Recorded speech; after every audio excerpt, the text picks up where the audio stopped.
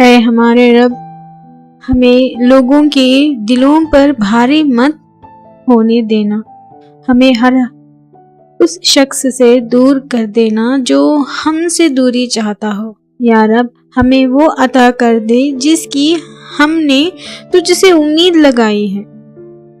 نعمت کو کثرت سے ذکر کرو، کیونکہ نعمت کا ذکر بھی شکر ہے۔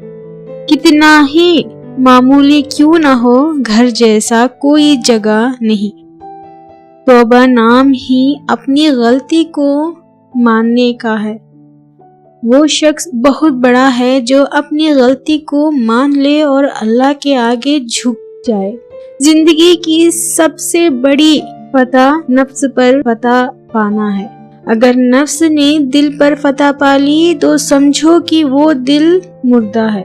دنیا پانے کے لیے تم سمندروں سے اڑ جاتے ہو اور بھلائی کا حکم ہو تو کہتے ہو اگر اللہ نے توفیق دی۔ اللہ کا محبوب بندہ مشکلوں میں گھرا رہتا ہے۔ اگر نفس نے دل پر فتح پا لی تو سمجھو کہ وہ دل مردہ ہے۔ وجوہات اپنے سے اوپر کی طرف دیکھنا ہے۔ انسان جلد باز میں اور جلد بازی میں وہ ہمیشہ اپنے لیے راستے کو چن بیٹھتا ہے۔ اپنی ماضی کے تجربوں پر پچھتاوا چھوڑ ہی دو۔ جب ایثار کا جواب نہ ہو تو خود غرض معاشرہ ہی وجود میں آتا ہے۔ خدا کی تقسیم پر سوال اٹھا کر اپنے ایمان کو کمزور نہیں کرتے۔ جو شاگرد استاد کی سکھائی برداشت نہیں کر سکتا، اسے زمانے کی سکھائیاں برداشت کرنی پڑتی ہے۔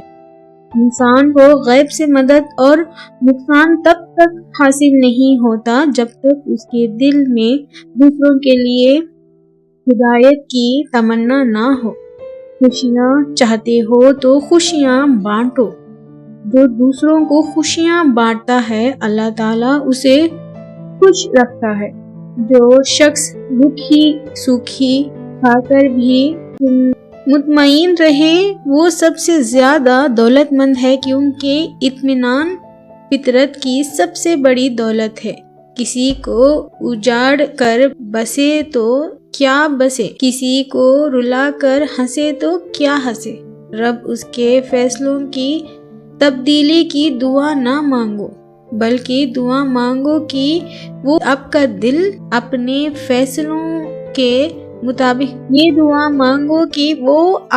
دل اپنے فیصلوں کے مطابق کر دے۔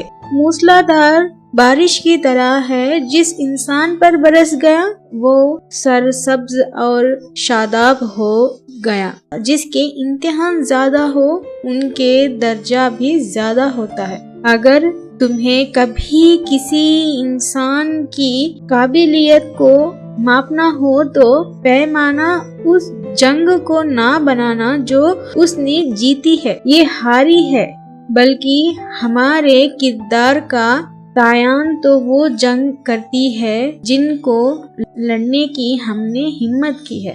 کسی پر کیا جانے والا ظلم جب اللہ کو پسند نہ آئے تو وہ کوئی نہ کوئی نعمت واپس لے لیتا ہے۔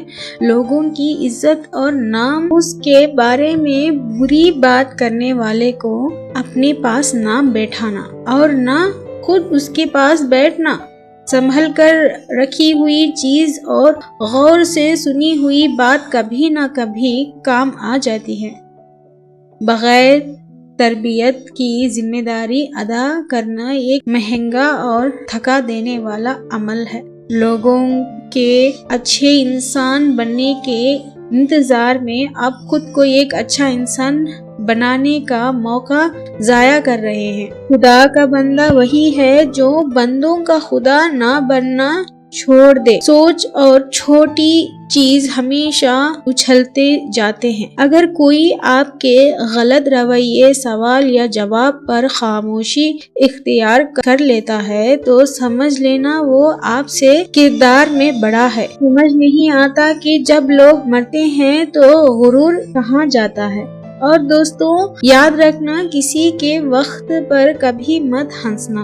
کیونکہ وقت چہرے یاد رکھتا ہے، آنکھوں کا پانی اور دل کی کہانی ہر کسی کو سمجھ نہیں آتی۔ بعض مرتبہ کوئی ہماری خاموشی کا بھی حقدار نہیں ہوتا اور ہم اسے احساس کے ترازو میں سنا رہے ہوتے ہیں۔ شاید یہ مشکل ہو، مگر کبھی کبھی اپنے آپ کا مطالعہ اور تجربہ بھی کرنا چاہیے۔ حقیقی عشق میں نہ رسوائی ہے نہ تنہائی ہے، ہر چیز رہی، ہر شے مسافر، غیروں سے باتیں سن کر اپنوں سے بحث نہیں کرتی۔ موت صبر کا پھل ہے اور پھر الفاظ اور اس کے اختیار حاصل ہو جاتے ہیں۔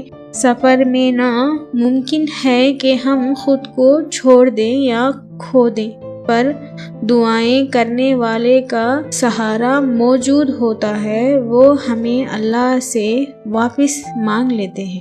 زمین پر سب سے زیادہ بوجھ ان نفرتوں کا ہے جو دلوں میں دوسروں کے لیے ہے۔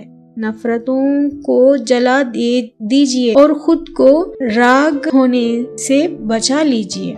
سب کا احساس کرنے والے لوگ جب خدا سے اپنی باتیں کرتے ہیں تو رو پڑتے ہیں۔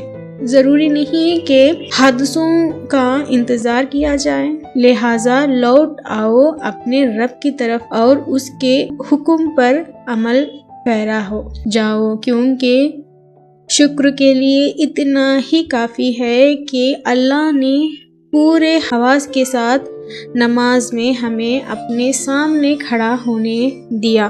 ایسا خاص بہت خوش نصیب ہے جو اللہ کے حضور پیش ہوا اور چاہنے اور چاہے جانے کی آس میں کچھ لوگ فنا ہو جاتے ہیں، پر حاصل اور وصول اسی کو ہوتا ہے جو اللہ اور رسول اللہ صلی اللہ علیہ وسلم کی چاہت کو سب سے اوپر رکھتا ہے۔ نماز تو ہر کوئی قیام کر لیتا ہے، پر پڑھتا کوئی ہے، جیسے لوگوں پر اللہ کی خاص عنایت ہے اور رحم ہوتی ہے۔ ایک وقت آتا ہے کہ الفاظ ختم ہو جاتے ہیں، پھر سکون یہ سوچ کر ملتا ہے اللہ دیکھ رہا ہے اور وہ سب جانتا ہے۔